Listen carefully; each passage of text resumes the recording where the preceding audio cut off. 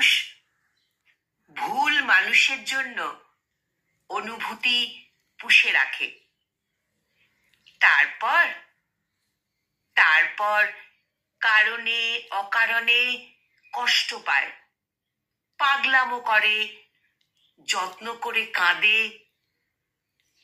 কান্না পাগলামোতে যখন ক্লান্ত হয়ে পড়ে, বেঁচে থাকবার বলয়টা যখন ক্রমশ ক্রমশ ঝাপসা হয়ে আসে, তখন হন্যে হয়ে বাঁচার জন্য একটা কারণ খোঁজে, একটা নির্ভরতার হাত খোঁজে, মাথা রাখবার কাঁধ খোঁজে, খুব জড়িয়ে কান্না করবার একটা নিজের মানুষ খোঁজে।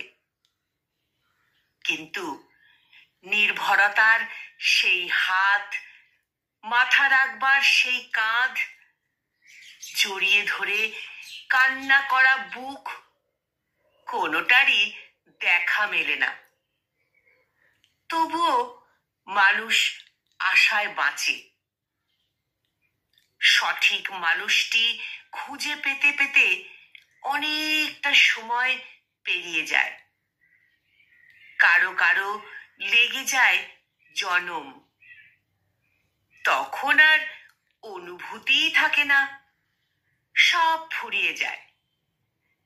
তাকিয়ে দেখে ভুল মানুষের পেছনে খরচ করে বসে আছে সব।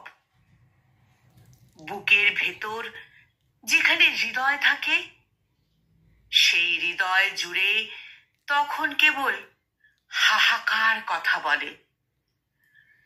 অনুভূতির ঘর ভর্তি হয় শূন্যতায়। সেই শূন্যতা প্রকাশের কোনো ভাষা থাকে না। মাঝে মাঝে নিঃশ্বাসের সাথে কিছু শূন্যতা দীর্ঘশ্বাস হয়ে বেরিয়ে আসে, ভারী করে তোলে পৃথিবীর পরিবেশ। তবুও আপনি দেখবেন, দেখা হলেই তারা কিভাবে হাসে। জিজ্ঞেস করলেই বলে, এই তো আছি বেশ। মোটিভেশনাল এই কবিতাটির কলমে সলমান হাবিব আর কণ্ঠ প্রয়াসে আমি নিবেদিতা।